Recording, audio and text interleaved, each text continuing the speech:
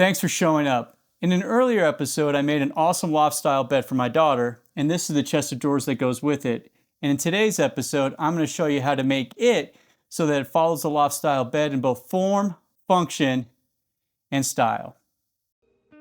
Tree to Table Woodworking, the YouTube station with the sexy voice and made for the one-bay garage woodworker.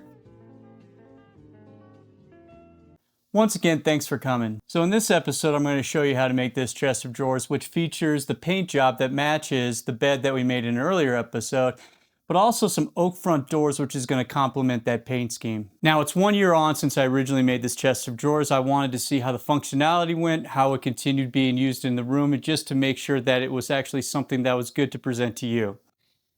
And so I didn't even clean it up prior to coming here and videotaping this. If you have a preteen and I showed you a spotless situation, you would know that I'm lying to you. It's an indomitable rule of physics that any flat surface in a room quickly becomes a storage facility, and that's the case. That being said, it still looks pretty good. The paint scheme has worn really well, still matches the bed that we made in the earlier episode, and the drawer fronts have handled really well. They've aged a little bit, and I think they look great because of that. All that being said, in this episode, I'm going to go over how to make the paint scheme, the drawer fronts, how to make the drawers themselves so they're still buttery smooth 1 year on, but also how they're integrated into the bed itself to help become more of a bedrock. In essence, this chest of drawers is going to make the bed more solid without the need for a bunch of extra support, but also serves as a great storage unit that just looks good. Now, this piece actually stretched me a little bit. Woodworkers would see just a pretty simple piece, which is just the frame and the drawers, and which it is. But I had designed it in such a way that it'd be strong enough to integrate into the bed that we keep mentioning, but also look good. The paint scheme itself is pretty unique and can be pretty loud, so I had to quiet it down with this white oak. I'm glad it turned out and it looks really cool. But also I had to make sure that if you want to, it could stand as a by itself piece without actually having to integrate it into the bed.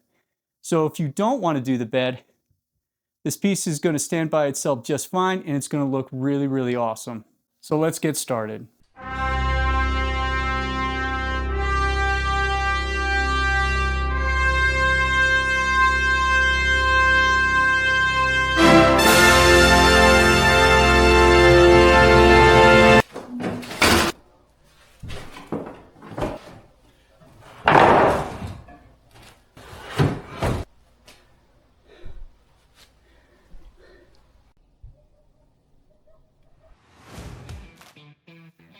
It was a beautiful Saturday morning when I started this project, so I thought, why not do everything with hand tools? Get some exercise.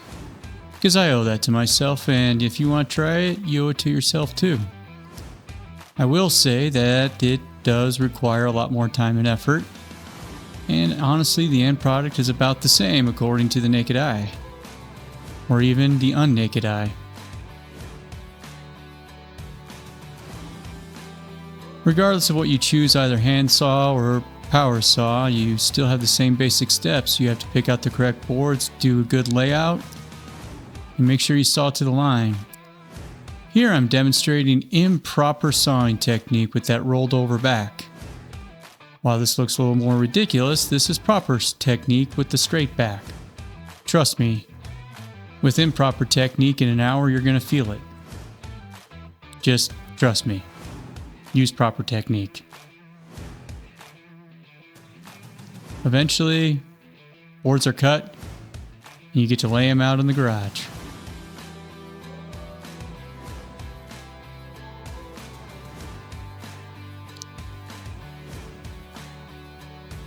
When breaking down the boards, it's pretty simple. You do it the same way every time. Cut them to length, edge joint one side, make sure it's perfectly 90. You can use a power router, or like I like to do, I just use my router planes. Again, exercise. I owe it to myself. But then after sending out through the other side through your table saw, because eventually you don't want to use hand tools, send it through the plane and now you've got 4 sides at 90 degrees. What you see here is just making sure I incorporate my son into all the projects because I want him to enjoy this just as much as I do, and that takes a little bit of time. When family members ask if they can help or do something right beside you, I'd recommend that you never say no. Trust me, you'll be grateful that you did that later.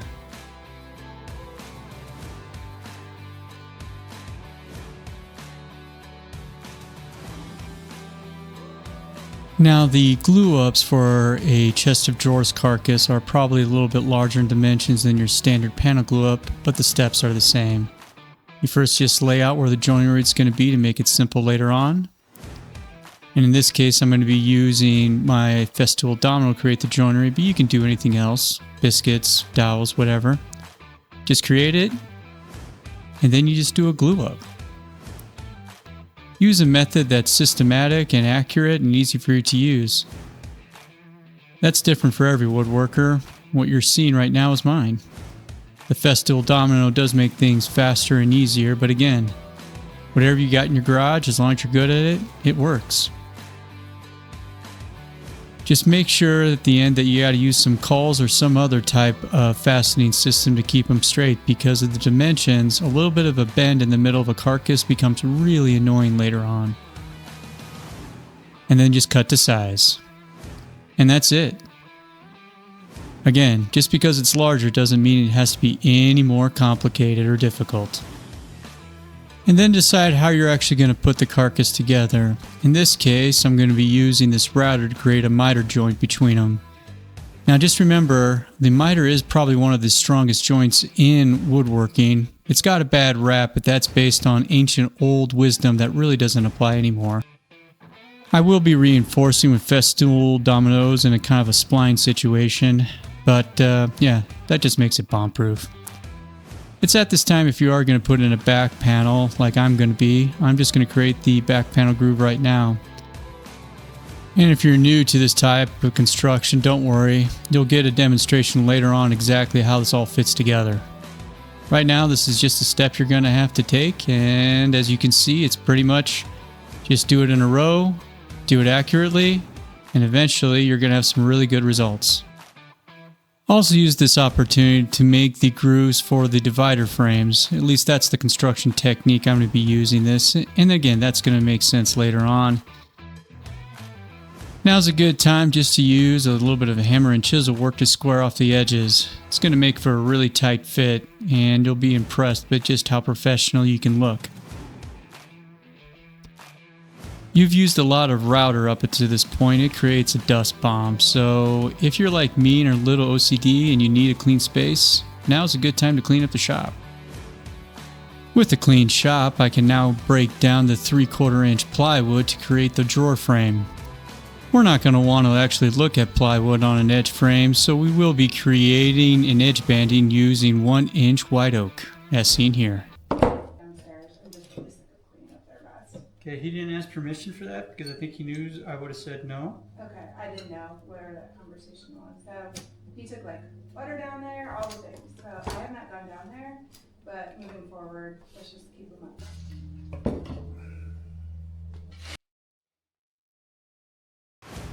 Marking is the first stage again to doing a glue up of any type of frame, just like the panel. And here you see me using the Festool domino, but you can use any system that you like. Pocket hole screws, while not my favorite, is popular, cheap, and it creates the same end result. Just whatever you do, just make sure you're good at it. Again, make the mortise, add the tenon, glue it all together, and you're going to get a really strong frame, as featured here with the back panel. What I'm doing here is creating the negative cavities for the vertical partitions that are going to be placed on the horizontal frames for the chest of drawers itself.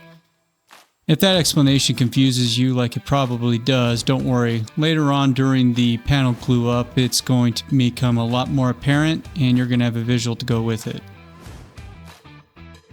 Just creating the layout for the Festool domino that I'm going to use to create splines for the miter style joinery of the carcass itself. Remember, I said the miter is a really strong joint, but well, there's nothing wrong with reinforcing joinery. Anybody who tells you different is, well, lazy.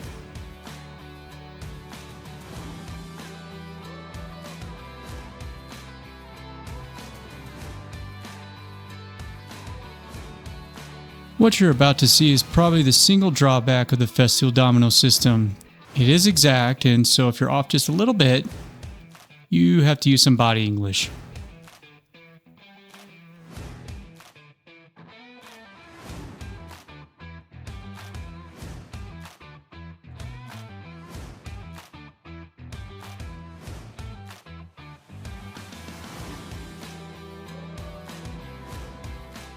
If the end results weren't so darn good, I'd try a different technique. But they are, so I keep using this technique. It's a vicious cycle.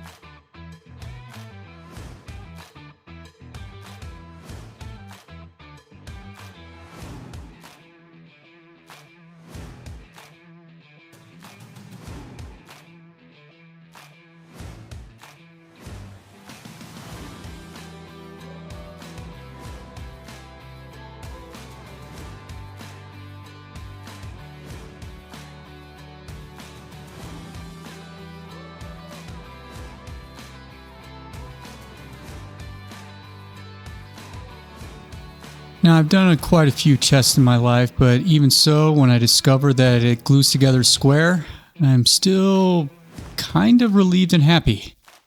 Disproportionately so. What you're watching me do here is just make the marking cut lines for the vertical partitions and then very slowly cutting to the line, making sure that with the positive it's going to go into the recess with a very tight fit. This is what I described earlier when I was using the router to cut out those negatives. And I meant to hit record, instead I hit pause so you don't get to see the assembly, but it does look good. And the end result is a very happy camper. Look at that cheese ball. And this is just a warning. Get a partner. They're helpful. You're about to see why.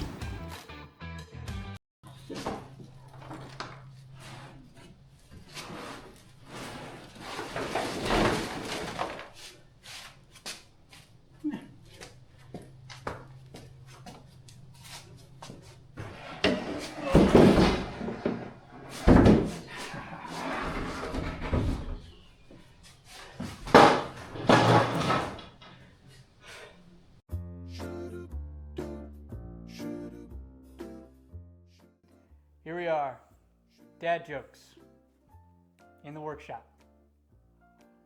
Hey, so Piper, What? I used to be a narcissist, Okay. but now look at me.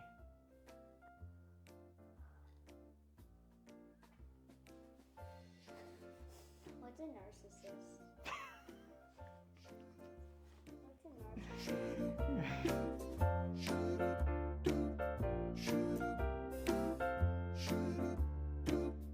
Drawers. Probably one of the most feared components of woodworking. They have to look good, they have to function, and they have to function over time. They're going to receive a lot of abuse, but if they ever don't work, it's your fault.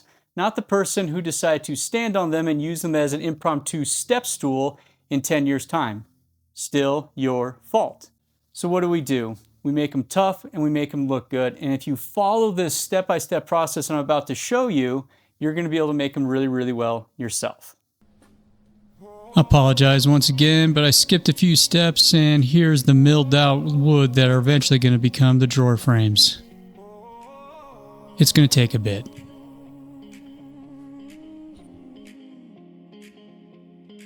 Sob luz forte cresce a confiança. No silêncio antes do sinal a esperança. Passos certos, respiração em sintonia.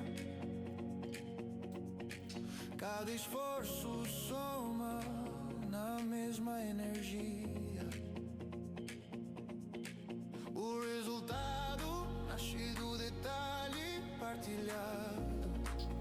And after all this gluing down and cutting to exact length and width, you still have to plane them down so that they're one cohesive board. I find an extra set of hands works well for this.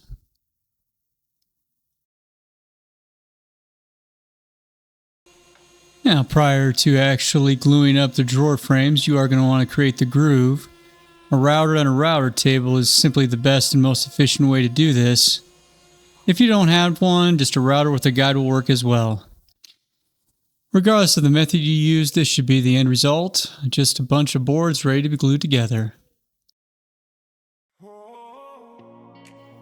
And I understand you're probably tired of watching me use the domino to put boards together. However, you've got to have a system to put boards together, and domino is my chosen one. Just be prepared for all these drawers that you're making that you're going to need a night or so in the wood shop, and, well, you're just going to be doing a lot of gluing.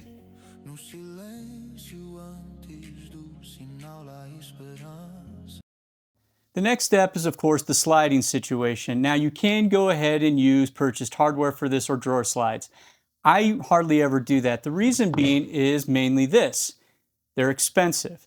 You start multiplying this by what's going to be required from a good quality component, and you're into the hundreds if not thousands of dollars.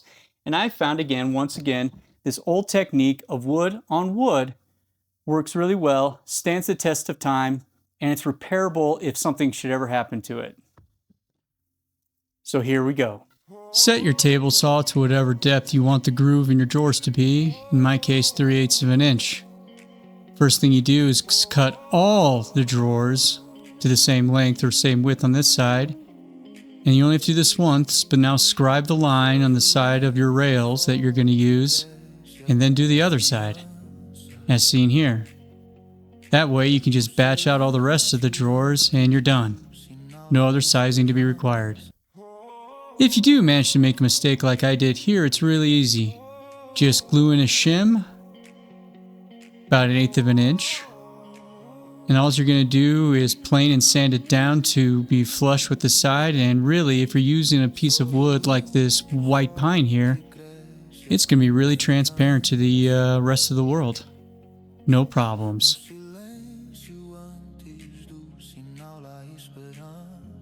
Now, the reason for that third groove in the middle, honestly, is to make this step easier, which is to go to the router table and just hog it out. If you have a deado set available at the table saw, that might be the preferred method. I just don't have one. Always pre-drill your slides. I can't express this enough. Find a system to make sure it's neat and tidy and you get the drill in the exact same place every single time. Just make sure you do it. It'll save you a lot of frustration later on. Because you decided to listen to my advice about pre-drilling, putting on the slides to the carcass itself is pretty simple. Simply use the appropriate size spacer block on both sides of the carcass, keeps the drawer even, and then just use a different size spacer block for each subsequent level of the chest of drawers itself. Flush the spacer to the spacer block and drill it in. Then proceed to repeat these easy steps many, many times.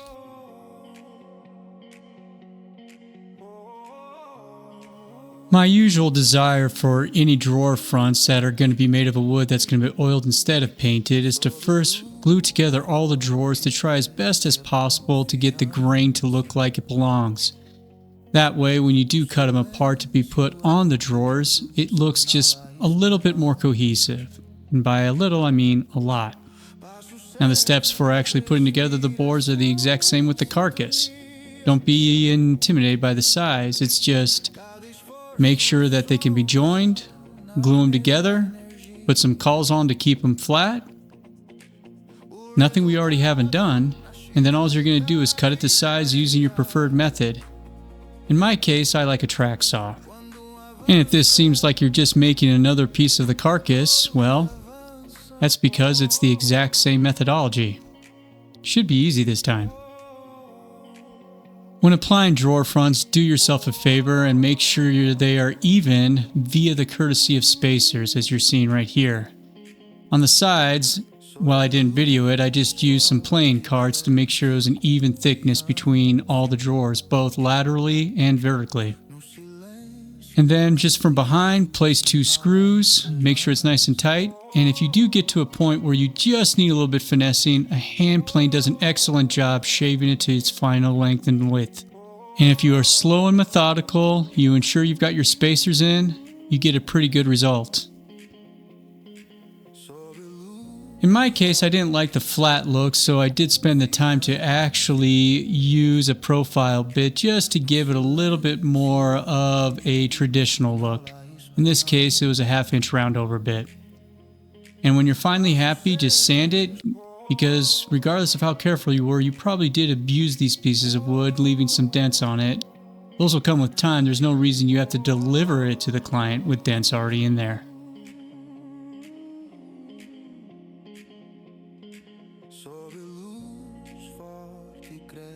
So again, this piece can serve as a standalone. However, I made it specifically to attach to the bed to provide it some storage, obviously, but also as a rock solid base component that's going to prevent the bed from racking even more. The bed was already solid without it, but now with it, it's pretty iron-proof. Now I'm not going to spend too much time on this, but it is connected to the frame in 3 separate points using hardware, 3 separate points on both sides, and 1 year later, it's held up really, really well. Now I've heard this hardware called by many names, so in this case we're just going to call them the sockets. What's going to happen is that they're going to marry up with some furniture joinery from the other side, and it's going to create an IKEA-like joint. Now I use IKEA usually disparagingly, but if you get a high quality situation and these are made out of steel, it's going to create something very, very strong, and it's going to be able to be taken apart and collapsible if you ever do decide to move. So in this case, it is the ideal joinery, and I'm not ashamed to admit it. And here we go, just demonstrating what it's going to look like outside of the carcass. Pretty simple. And then you just affix the legs to the outside of the carcass of the chest of drawers as seen here. This is a few steps later, but just for fluency's sake, I decided to put this video here so you can get an idea of what it is, which is nothing very complicated. You're putting a screw in. That's it. As a woodworker, sometimes we get stovepiped into the thought that it's got to look like a 19th century piece, highly polished wood, and that's good, but it doesn't tend to age well. It creates a lot of dings, and then it just looks bad. Instead, give yourself a little bit of artistic license. It's your piece, you can do what you want. Go maybe with this distressed painted look. Again, it was an experiment for me, and I really like the result. It wears really well, I like the aesthetic, and 1 year later on, it still looks really, really cool. Now I'm going to show you the final phase of doing this paint project in a few more sections here, but initially, all you really want to do is put on the few base layers. In this case, I am using milk paint. It's going to be white topped by blue. Milk paint really lends itself to this particular application because of how it sands and reveals the color beneath it. You're not going to do anything cosmic here. Several layers of white, let it dry, and then apply a really thick layer of blue.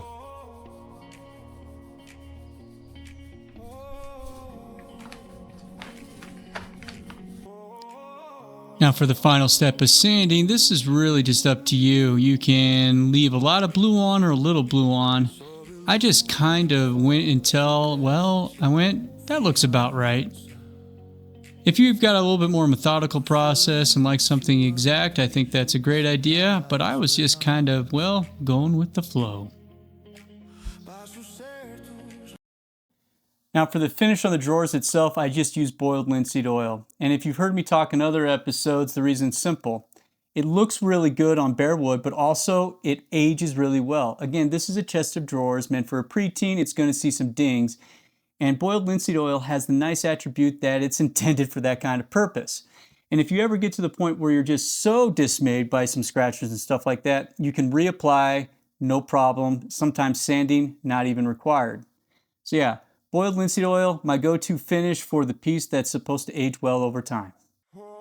Now, while I've shown this in a few other episodes, it just bears watching again how complicated putting on boiled linseed oil can be. i.e. you slop on a lot and use your cleanest sock from a few years ago or some other type of rag and you smear it on. You come back about 10 minutes later and you wipe off the excess. If you really feel motivated, you can do this 2 or 3 times. Hell, you can even do it 4 times if you got the time. Regardless, the steps are the same.